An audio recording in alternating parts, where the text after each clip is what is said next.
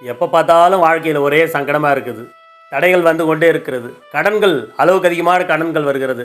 இப்படியெல்லாம் நீங்கள் அவஸ்தைப்படுகிறீர்களா? உங்களுக்கு ஒரு அற்புதமான தீர்வு சங்கடஹர சதுர்த்தி. அதை பற்றி தான் நம்ம இந்த வீடியோவில் பார்க்க போகிறோம். விரதத்தை எப்படி தொடங்குவது என்று பார்க்கலாம்.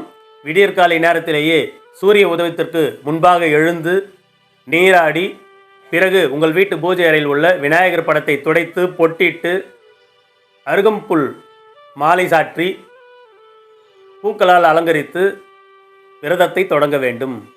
பிறகு ஓம் கணபதையே நமோ நமக, ஓம் கணபதையே நமோ நமக, ஓம் கணபதையே நமோ நமக என்ற மந்திரத்தை 108 முறை விநாயகருக்கு முன்பாக நீங்கள் சொல்ல வேண்டும். இந்த மந்திரத்தை உச்சரித்த பிறகு எளிமையான உணவுகளை மட்டும் எடுத்துக்கொண்டால் போதும். பால், பழம் சாப்பிட்டு விரதம் இருந்தால் நல்லது. உடல்நிலை முடியாதவர்கள் உடல்நிலைக்கு ஏற்றவாறு எளிமையான உணவுகளை உண்டு விரதத்தை தொடங்கலாம்.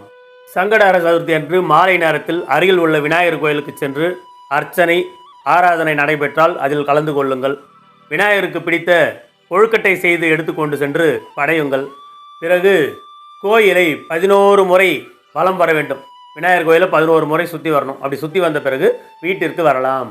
மாலை நேரத்தில் சந்திர தரிசனம் செய்த பிறகு விநாயகருக்கு படைத்த பிரசாதத்தை உண்டு உங்களுடைய சங்கடஹர சதுர்த்தி விரதத்தை இனிதே முடிக்கலாம்.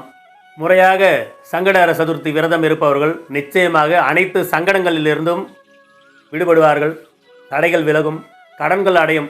எனவே சங்கடஹர சதுர்த்தி விரதம் உங்களுக்கு மேன்மேலும் பல நன்மைகளை வாரி வழங்க வேண்டும் என்று வாழ்த்துகிறேன்.